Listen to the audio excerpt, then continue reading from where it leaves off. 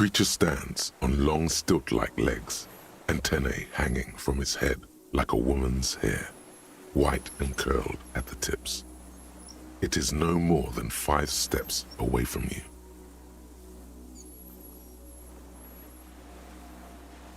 The segmented antennae move with apprehension, searching for something that's not there. Reed-like tufts stick out of its joints. As the insect moves its forearms, it produces a faint hiss, like a reel-to-reel machine spinning after the tape breaks.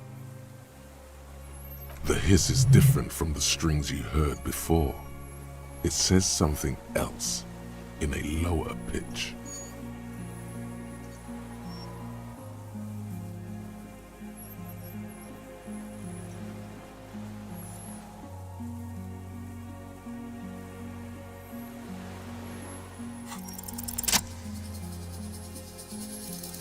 Slowly, with your breath held, you take 2 small steps toward the phasmid. The creature lets out a series of ultrasonic clicks that swarm around your head like swallows. Like laughter, a sort of happiness.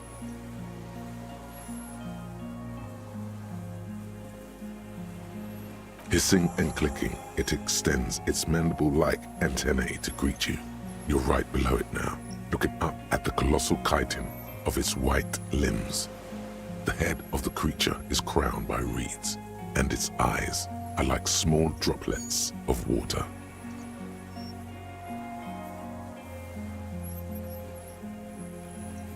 The insect stops its stridulation, seeming to observe you. Below its crown of reeds, little pinprick eyes detect motion, glittering. The world stands still around you. Suddenly, there is silence. As you do, the invertebrate comes to life, its limbs moving independent of each other, as if each has a mind of its own. They are white, like stalks of porcelain, knitting above you, praying to you.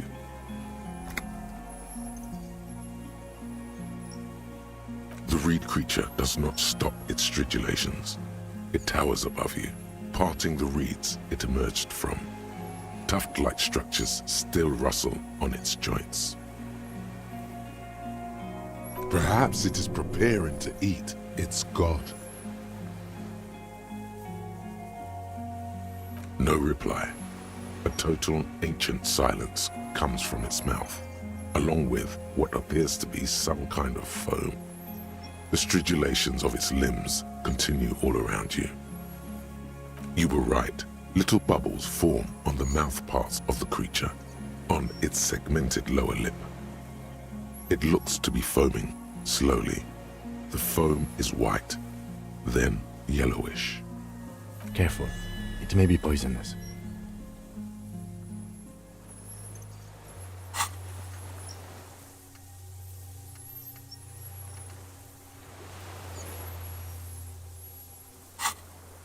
The foam slowly turns a darker shade, like burnt caramel, as the insect moves its mouth parts, masticating.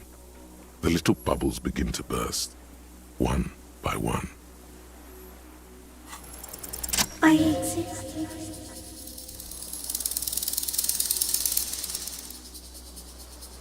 Tell me what it's like for you.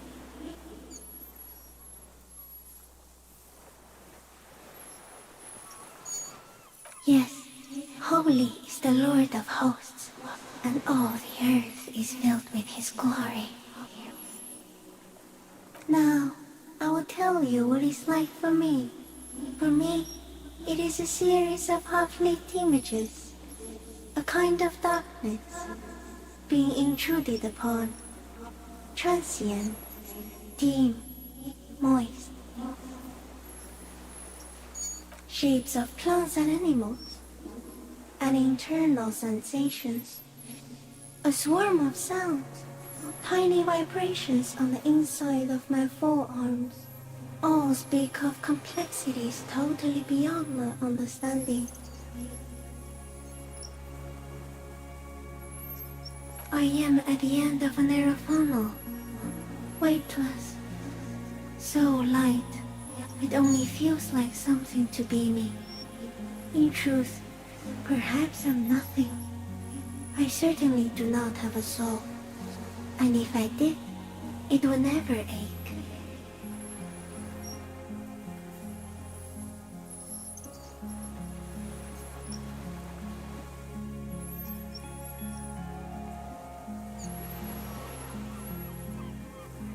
Few of us can begin to imagine the horror of you, with all of creation reflected in your full brain.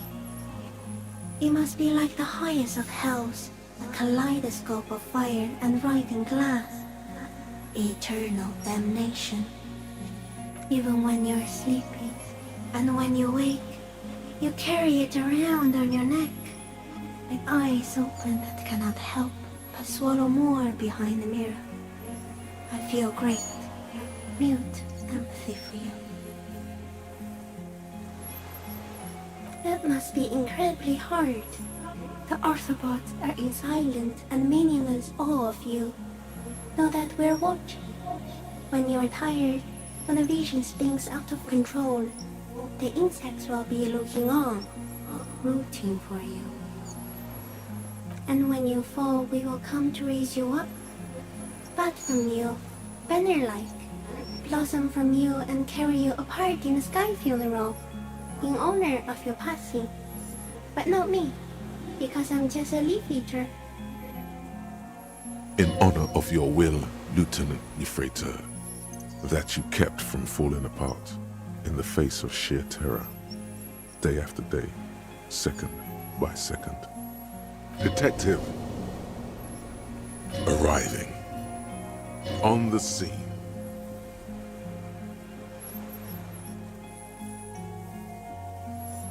I am an unknown species of the order Phantasmadia, endemic to the Insulandian Insula.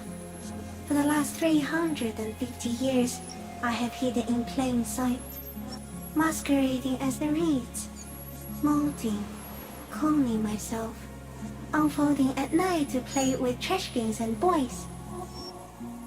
No one unnoticed by the first settlers and the land surveyors of the suzerain, also by the soldiers of the revolution and officials of the occupation. Even the Seminoles Islanders who came here first, but did not stay, have not seen me. I have stayed hidden through 4 forms of government and 2 scientific revolutions, until I was accidentally discovered by a detective of the citizen militia in Revelshore, district of Martinez, March 51.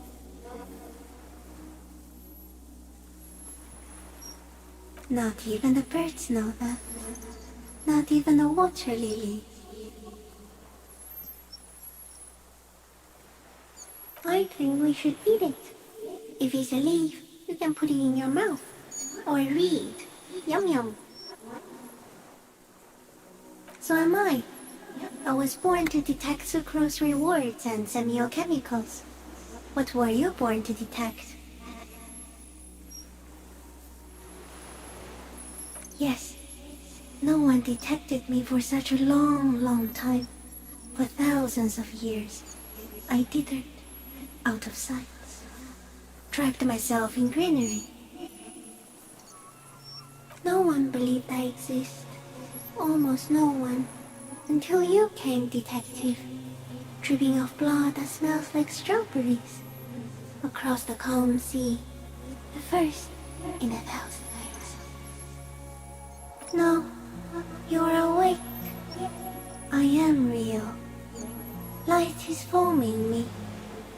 This is real. No, you are. The moral of our encounter is, I am a relatively median life form, while it is you who are a total extreme madness.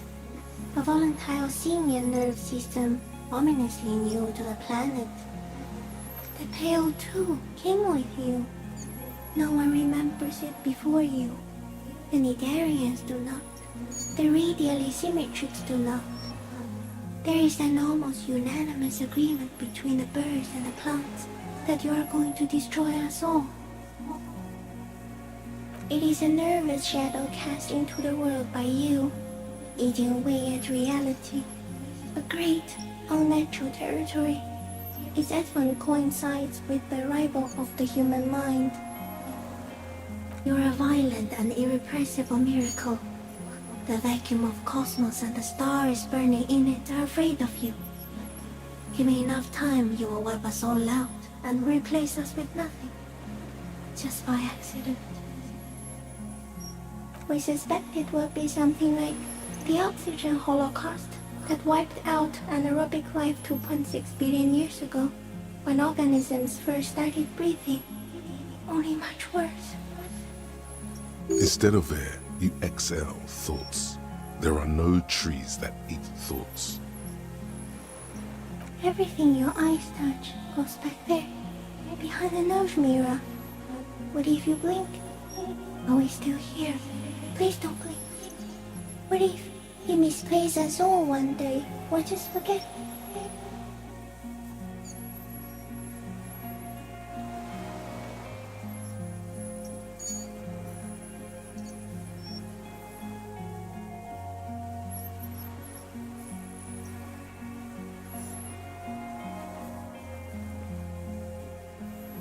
So it is already happening. Soon, one of you will close your eyes and open them to see that none of this ever existed. It doesn't look like that, no. You're just staring at it.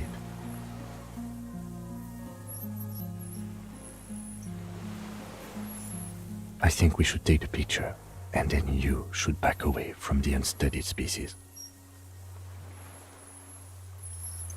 No, there is one more.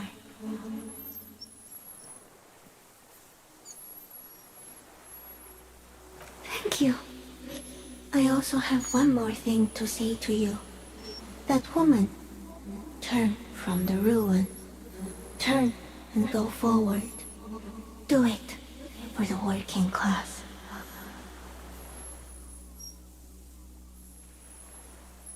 She was middle class.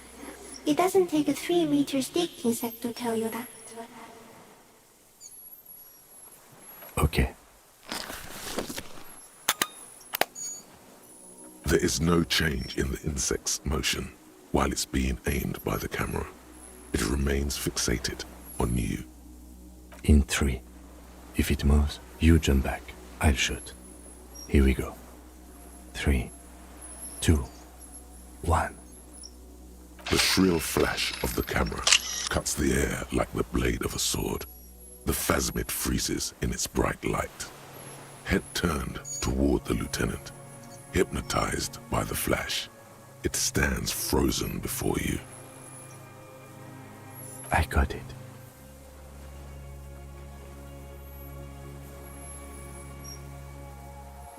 Immortalized for all time.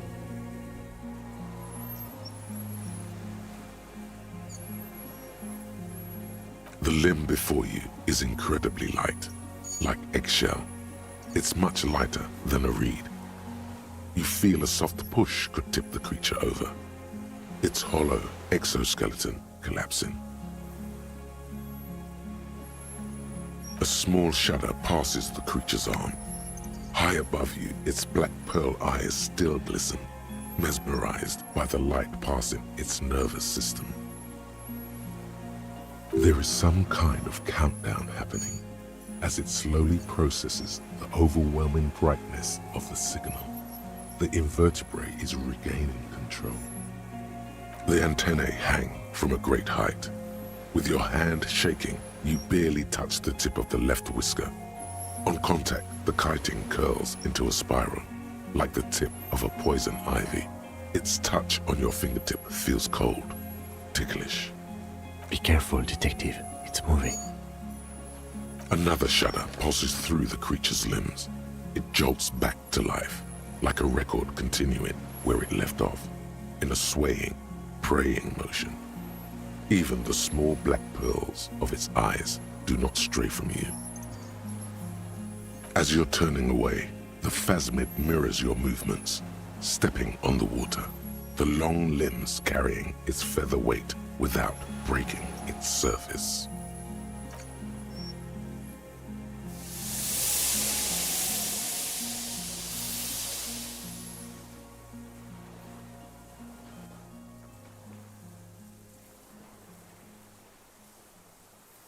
And just like that, it's gone, skating away across the sea's calm mirror like a skipping stone, leaving nothing but circles on the water. And something under it, in the place it stood, bobbing there, among the reeds, a collection of items. It's gone.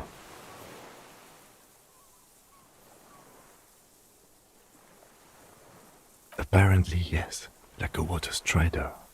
Only, I've never seen anything like that in my life. Looks like a nest of some sort. We should have a look. What now? In some kind of strange, semi-catatonic state. Our suspect is not looking so good. We need to check on him. Date of birth generator. You were born in the year 07, in the last year of the commune of Revachol, right before it fell, in the old military hospital on the ground floor, where people usually came to die during a snowstorm. The revolution had about 1 year left to go, and the fires were still burning bright. There were explosions in the blizzard. This was 44 years ago. You are 44 years old. The bloating might never leave your face, but beneath it, you still have some years. You still have some hope.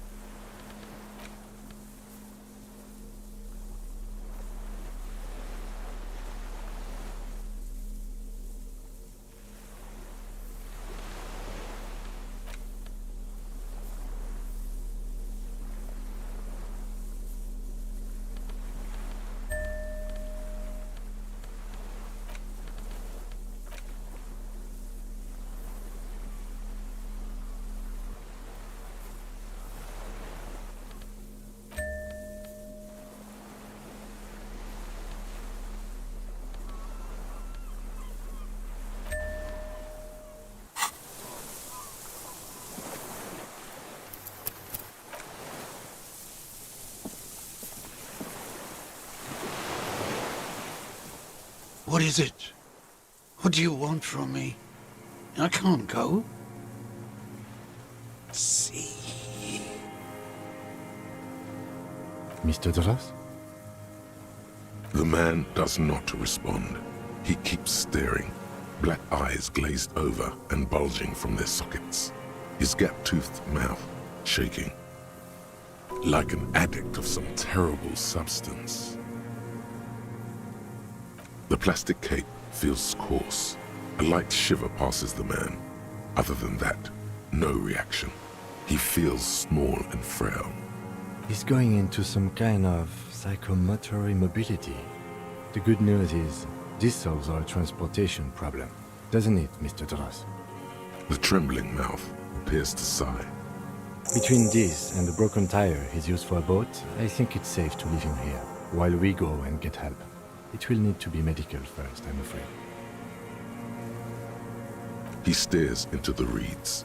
Your words don't stir anything in him. Perhaps you should. I lost. He turns his eyes to the reeds again, as he's done so many times. Beige and white stripes. He lost the scope. Then it somehow made its way over there, with the help of a magpie phasmid. This site is a T9, Mr. Dras. Was it attached to the rifle when you made the shot? Silence. Not even a sigh. You've gotten all you will out of this poor being. Nothing. Just dull staring. Not even rage left, wherever he is. The last embers have gone out. The war is over. The plastic cape flaps around his face in a gust of wind. His back is slouched and his mouth open. The strength has all gone out of him. Just frail old bones in a sack of tracksuit trousers and a windbreaker. Old age and shock. Yes, the arrest and the appearance of the phasmid, the combined stress. But you think it's something more than that, don't you? There's much more. Remember what it said when it spoke. That could be part of the shock. But you're right, something is off here. Mr. Dross. No response.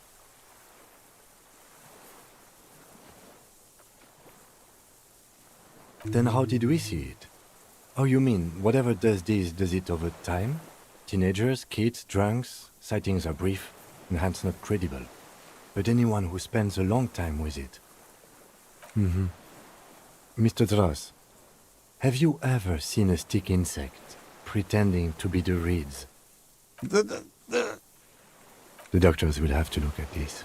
I hope your station has better medical personnel than 57. This is a little advanced for a nurse. He did seem distressed when it finally came to arresting him, like he didn't want to leave this place, and the insect maybe. I have absolutely forgotten to take notes. I hope I remember all of this. This will be one hell of a report. Thank God we have the photo. No one would believe you without it. We should think about getting back to the mainland. To get help. He'll be safe here, if we don't take too long.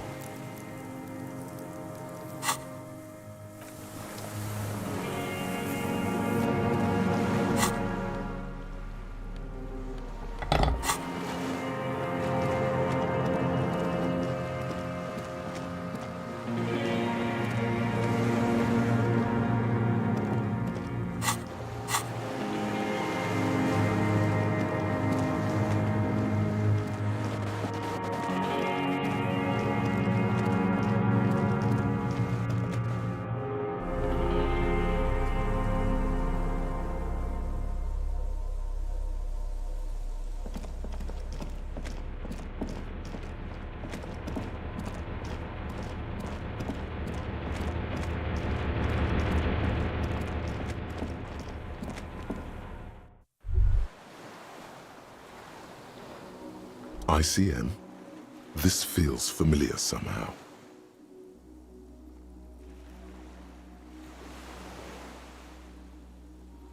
No, an upside-down star. With its horns in the sky, the symbol of the commune. Insulindian Citizens Militia. It's the official name of the Communards Army, the black and white army of the revolution. Sounds an awful lot like. It does. The RCM may descend from the ICM. It's impossible to say. It was chaos after the war. The name was good for getting people to join us. Revachol West was mostly workers and criminals. Nice political thoughts rush through your neocortex. A mediocre athlete would pant from dragging around his body on a busted crutch. But not you. You're thinking about politics with blood dripping down your thigh.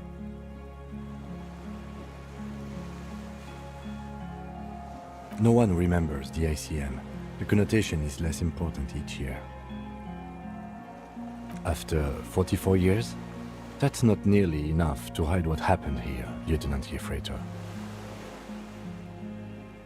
One of these barrels was still leaking fuel, as you saw. The city is full of things like this. Old bullets, guns, fuel.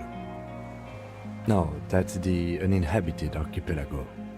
A DeLorean-era symbol of Insulinda, known as the face in the sea.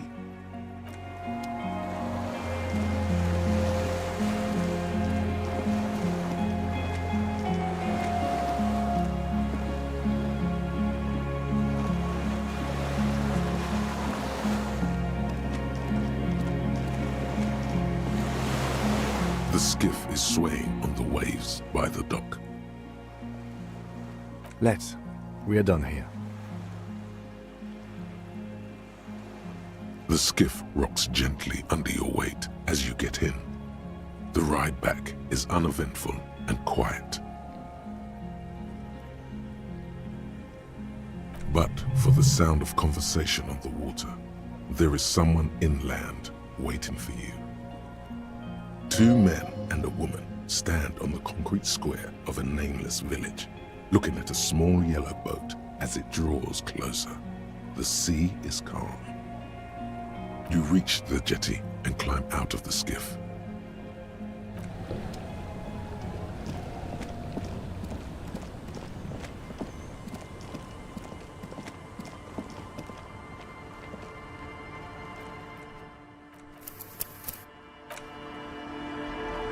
Look what the tide brought him. I want to call you a teapot, but I'm honestly kind of impressed. No idea where you got all that gear, but there's no doubt in my mind that some bad people are looking for it. Also, you look like a fucking idiot. Whatever this is, it is completely unimportant compared to what you've just seen. This is the man with sunglasses from the Whirling in Rags. But where are his sunglasses?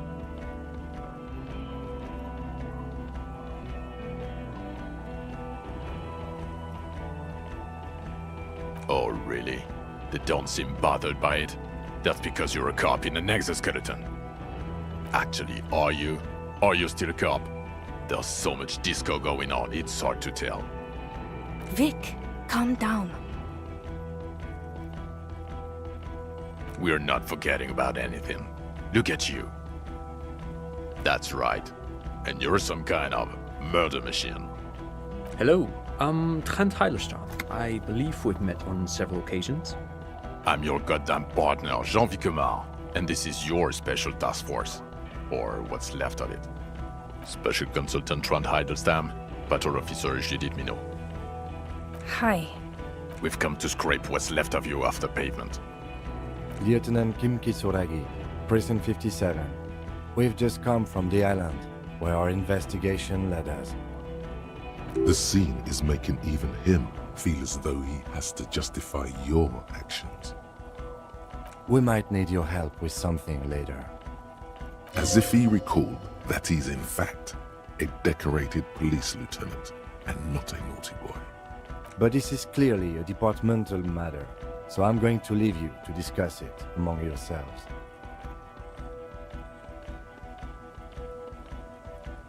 It's good to meet you, Lieutenant Kitsuhagi. Ari, we want to help you. Trent, I believe this is where you come in?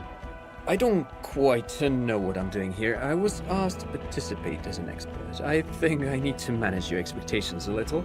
I'm at best an enthusiast in cognitive science. My background is in something else entirely. I engage in neurology on a merely theoretical level. In fact, I should probably get going. No, Trent, it's too late. You're part of this shit now. What have you got to say for yourself, shit kid? What does he have to say for himself? He left you to catch the bullets. Shit, kid. What an interesting moniker.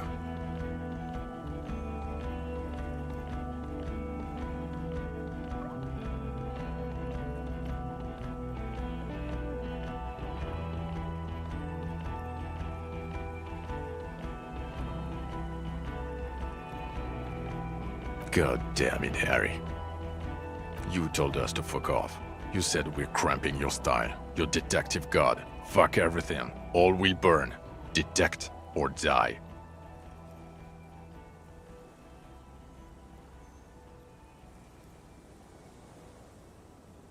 It wasn't like that.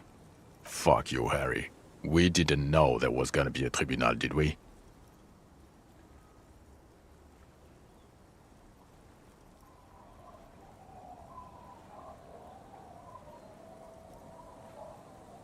Sure. You're not a superstar law official. Talk on the town is your Guillaume le Million reincarnate. I know this shit. Nothing has changed.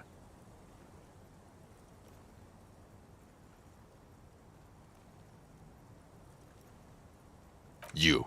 Shit kid, that's you.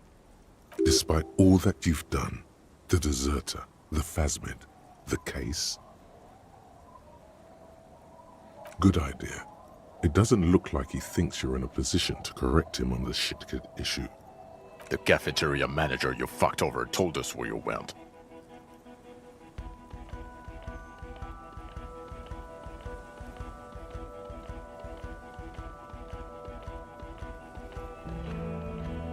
And people on the street helped us too, with your whereabouts. You're a legend among the drunks, Harry. A legendary local drunk.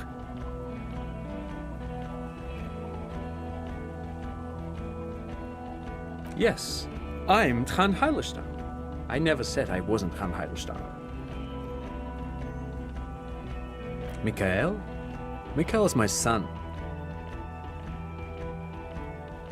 No, I was just interested in the Feld building and the Martinez beachhead. And Mikhail wanted to see Martinez.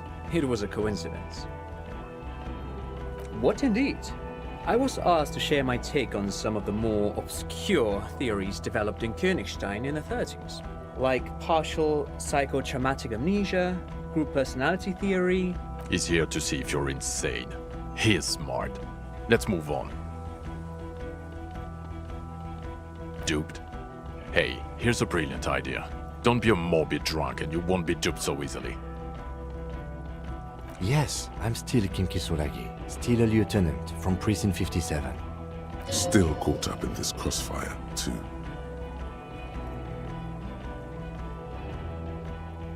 Yeah, Major Crimes Unit, under Lieutenant Dubois and Vicomar.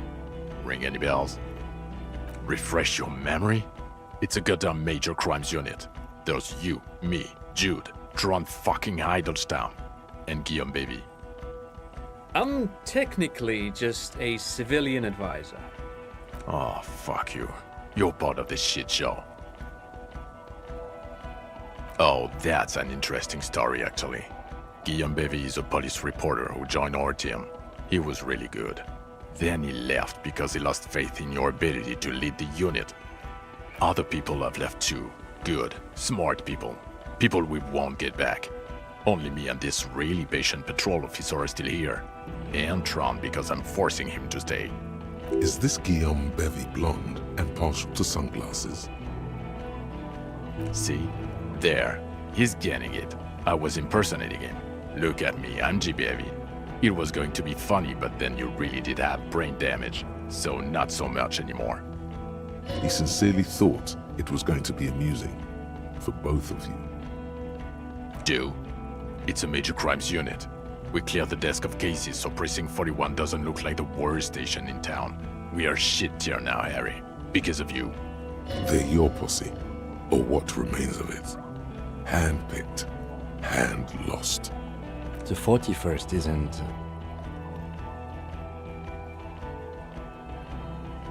The bells aren't ringing because you have brain damage. Trant, this is where you come in. How bad is it? Well, he doesn't have visible tremors, he talks without slurring, he can drive a boat, he's standing, reasoning. All good signs, but complete retrograde amnesia, episodic and semantic. Meaning, you forgot both who you are and the definitions of money, Isola, Pell, and so on. As displayed in the station call, our interactions with him, and I don't want to be a snitch, but also mine with him before when Harry did not seem to know who I was. It's all very interesting. Interesting? Yes, interesting. I have my theories, but I would like to hear Harry's thoughts first. Harry, what do you think happened to you? Neurologically, psychologically, and why not socioeconomically?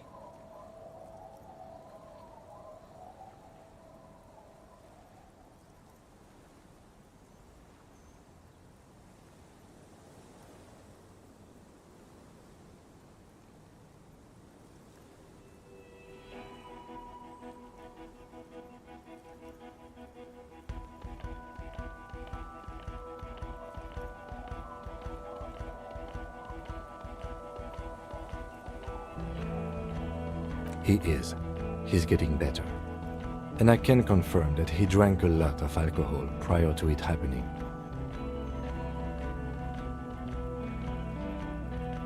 I believe he drank. People do that, especially this one. What they don't do is forget their whole life because of drinking. But Detective Vigmer, he has blanked out before. Yes, a couple of times. After some of the more serious benders. One was after the two drunks case, the other when we looked into that mural. So you don't remember not remembering. Beautiful. The two cases in your ledger, the unsolvable case and the Next World mural, those were recent. Those cases were hard on you. Interesting. So at first he dipped his toes into it, prepared. That's where he would have gotten the idea, yes. Practice. And then he used alcohol to get there, so to speak. What do you mean? Well, here's my theory. What if this is an absolutely normal reaction to the world we're living in? What if this is not a significant anomaly at all? Something to be explained, approached as a defect? Look at the sensory input here. Look at the ruins, the neon. Listen to the radio, the multitudes, the people. Live here for 40 years. As a police detective, he's like a magnetic reader on the world tape, to borrow a known metaphor. Harry's been pushed flat against it. Total input. Hardwired to the free market. He just needed for it to end. Okay, Trent, thank you. That's absolutely meaningless. I'm glad we brought you. Will he or will he not be able to work in the major crimes unit? Is he a cretin now? I want to know that. He's not a cretin, and he is able to do work. If not in his previous leadership role, then as a line detective. No one even mentioned that. I misphrased my question. It should have been, is he able to put his clothes on and use the body? Or do we need to get him on a disability pension? Now nothing. Now we're just going to stand here. Yeah, just stand there. It's cool. No, now we discuss that. What the fuck did you do to a motor carriage? Why is it there, Harry?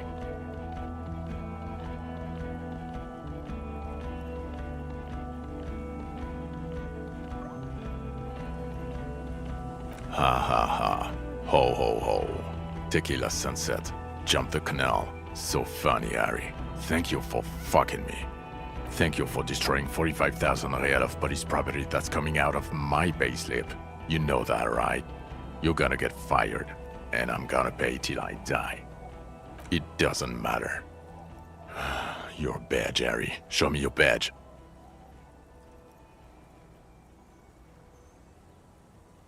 In a rush to demonstrate your badge, your eager fingers can't sustain a grip on the smooth plastic, and the badge slips out of your hand.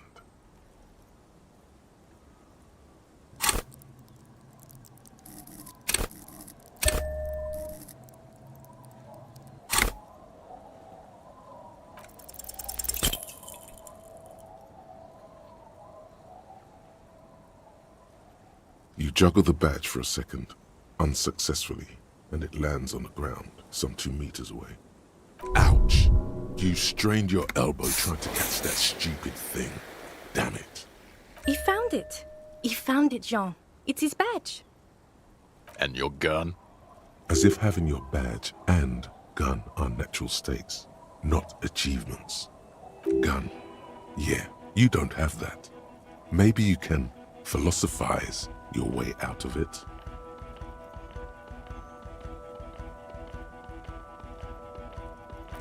Upgraded it.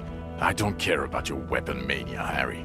I only care about your official sidearm, which you lost. I don't care. Where is the gun the RCM gave you to kill people with? Where is that one? I knew it. I told you we didn't have it. This isn't cause for celebration. It's bad. Oh, I would say it's very bad. You're drunk like a bum, Harry. Please, put the stolen rifle away before you kill someone. I don't buy it. Why do you smell like a corpse then, huh? He's wounded. It's been a long week and he's handled an actual corpse.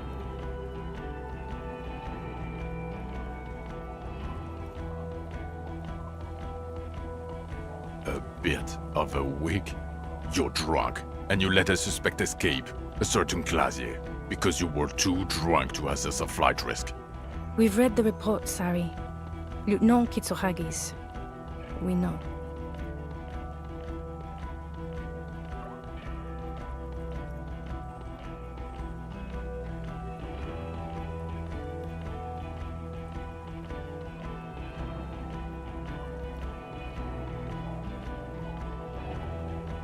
Oh, well, if she was specially trained.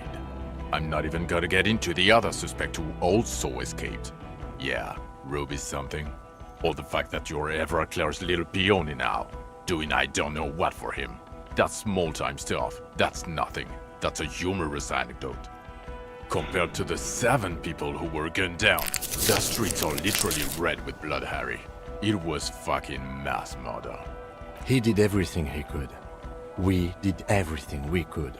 The company hired unvetted mercenaries. Lieutenant Dubois got between them and the locals. Here comes the cavalry. He did so at considerable risk to his own life. He was shot and survived only because of his armor. We stopped an execution, not a negotiation. The loss of life was minimal compared to what it could have been. Don't make this harder for yourself. Thank you for the input, Lieutenant Kitsuragi. I didn't mean to suggest you didn't handle the situation. He thinks of apologizing, but decides against it. You've spent the week with him on this case. What is your take? On the case? On Lieutenant Yefretor Dubois. Well, the drinking, the gun losing, also losing the badge. That's all true. Although he has not been drinking on the job this week. See? 1 week. Then there's the superstardom. He likes to, from time to time, allude to being a superstar law official. At first I thought it was a joke, but now I'm not so sure. He says disco about 20 times a day. It's worrying, especially considering his political views. Detective Dubois is, as you may know, a Mazovian socio-economist. He wants to liquidate the ruling class, which, again, for a police officer, is a little odd. You should yell something. Yes, let's let the big boys talk. Other still, he is also an ultra-liberal hustler who is always on the grind. How he reconciles these 2 points of view, I do not know. But he is vocal about both of them. And then there's the motor carriage in the sea, something I was not present for. But despite all this, he is a great detective, one of the best I have seen, in fact. He can talk human beings into telling him everything, and he doesn't stop. In all the time I've spent with him, he has not once stopped pursuing leads, however far-fetched and tangential. He is tireless, madly driven. And he solved it, near perfectly. In 1 week we have a confession, a murder weapon, and the perpetrator. Locked on the island right now, awaiting transportation. He apprehended a straggler who stayed hidden for 50 years, ever since the revolution, who's probably committed other murders over those years. Oh, and he also discovered a new species. A new species? A colossal stick insect. It was on the island, camouflaged as the reeds. It unfolded from the reeds. I think we may be dealing with the Insulindian phasmid. He takes out the photo of the phasmid and shows it to the officers across the yard. The wind blows, flapping the glossy rectangle in his hand. You hear gasps beneath the howling of the wind. As you can see, it's about 3 meters tall. In fact, we think it may be the largest land invertebrate ever discovered.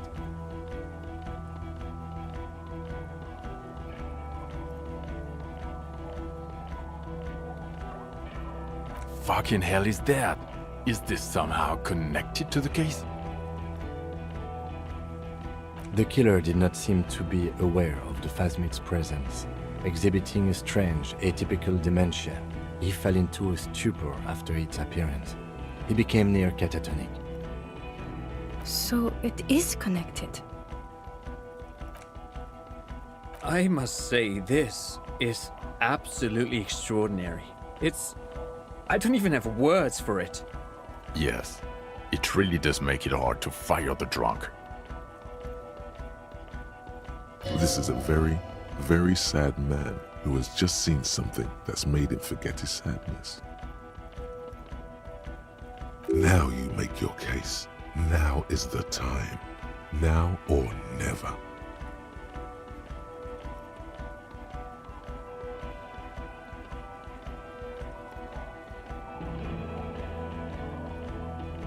Lilianovich, the revolutionary matronym. The custom started in Grad, where they have patronyms, Krasovich, Lasovich, etc. The revolutionaries saw this as a chauvinist atavism, so they used matronyms, derived from the mother's name instead. This man's mother was Lilian, his Lilian's son, Lilianovich. The custom was overturned after the revolution failed, but not before it made it to Revachol. So, it is what a soldier of the ICM would be called. Thank you, Trant. Thank you for that piece of cultural theory. You said you have a motive? Of course, excuse me, I just thought it was noteworthy. He wasn't quite sure about the straggler before he heard this detail. It must have convinced him. Jealousy. I thought this Lilianovich was an old man. To have been hiding for 50 years. Like 70-something. A strange psychosexual fascination, the result of spending all this time in solitude on the islands of this bay. And trauma too. He himself gave a political reason. In his mind, he had killed an enemy combatant. Also, we have a sniper's nest with full view of the room in which the mercenary died, right on the island, and 2 officers on the scene that Mr. Dross confessed to. It's a clean win. Oh, it's way more than that. Way, way more.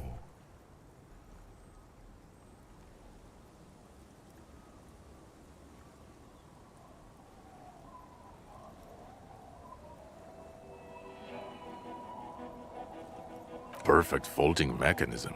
Get over yourself, Harry. I can still smell the booze on the wind. God damn it. Doesn't it ever leave? It is there, like in your bones or something. It will pass in time. Female? What makes you think so? You had to see it. It had the subdued colors of a female, and the nesting behavior too, I think. Incredible. Were there eggs in the nest? Not as far as I could see. There were other things there, though. It's interesting time. Forget about the rest.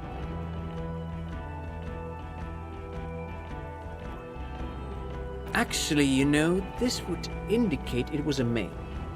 This is far from anything in my field, but I think such nests are called bowers. They are for attracting mates. Must be robust if it can move a helmet with its limbs. As in cloning itself?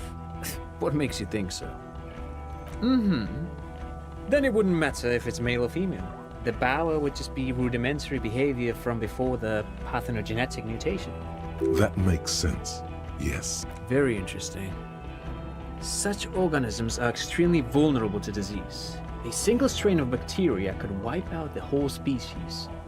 We're probably looking at conservation efforts here. Yes, but also reed-colored, beige and brown, a little green on the outside. After unfolding from a single stalk, it still retained parts that looked like reed tufts on its limbs. Incredible. The PR value of this is exceptional. Carp discovers new species. Maybe even discovers the Insulindian phasmid. No, that's too much. This would really help with some of the problems we've been having. Absolutely, this is great. This does not say vigilante murderers to me at all. This says science, news, human interest. You know, it's a really good thing you have that photo. Without it, You're doing good here. Perhaps only for a moment, but still. Quit while you're ahead? Or no? yes. Fallen through a gap in a boardwalk. Drunk. The body was transported to Precinct 41, our morgue. I had Tilbrook and Mullins take care of funeral arrangements and family stuff. You're not the only cop in the world, Harry. This all comes back to us.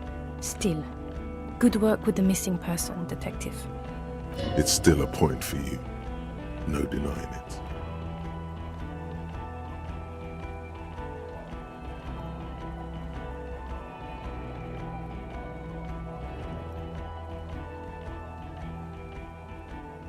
I don't want to, but you discovered a new species and solved the murder.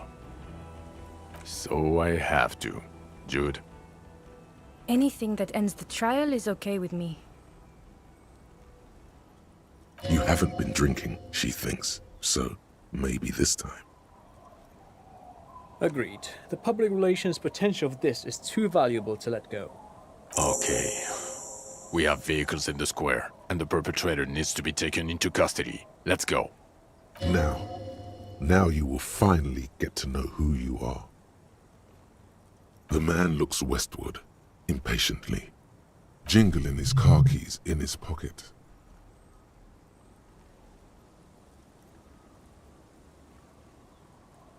No. Talks concluded.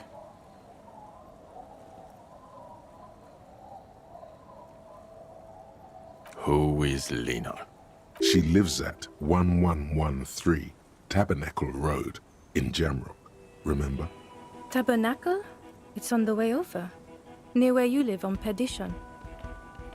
Fine, if we're gonna drop you off anyway. She and her husband were conducting the search for the Phasmid. It's their discovery, in part. They should know as soon as possible.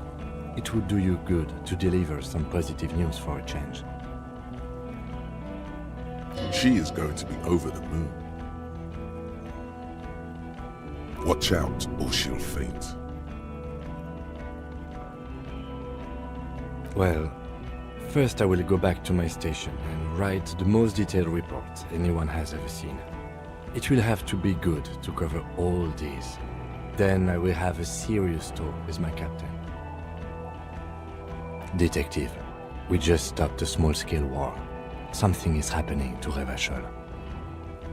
I don't know what yet, but it's going to be a hard spring for the RCM. We need to get ready, infiltrate, investigate. Talk to Captain Price? I'd rather not ruffle the feathers of two captains with my doom-mongering. Work with Price? I'm flattered, but I don't know if I... Would fit him. And crazy enough. Can take the stress. He doesn't know how to finish the sentence. This truly came as a surprise to him. Not a bad one, but he's at a loss. Flattered? You're Lieutenant Kitsuragi. We would be flattered if you even considered. I would have to tie things up in GRIH first. But, I mean, whatever is coming, Jamrock will be more central to it than the harbor. And we also have a huge caseload, Lieutenant. Piles that we need to get back to. Mountains, even. I do like the sound of that.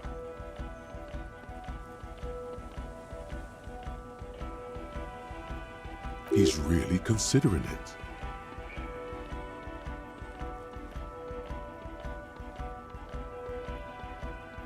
Good. Fuck it, let's go. Tron brought his motor carriage. It's a 20-minute drive to Jamrock. Under the afternoon sky, the great district hums. A chessboard of wooden houses, 80,000 living souls, and chimney stacks. Fire traps as far as the eye can see. From Main Street to Precinct 41, to Boogie Street, forking into the snow-swept horizon. You close your eyes and hear the dogs bark. A lone woman sits by a factory window, dreaming of meteorite strikes. On Rue de Saint-Jérôme, a square bullet slides into a square-shaped chamber. In Old South, a man without eyelids smiles. Spring has come. It's time. Dawson? Yes. McLean? Yes. Heidelstein? No. Vicmair? Yes. Dubois? Of course. Really? Nix Gottlieb looks up from the list. I hear he's unstable. You say that like it's a bad thing. Captain Ptolemy Price gestures with a ballpoint pen. It's dim in his office, and the curtains are drawn. Harry's our man. He'll pull through. When he does, he'll side with the people. Understood. Gottlieb returns to the list. Minnow? Of course. Wonderful. Then can we please just go back to Jamrock now?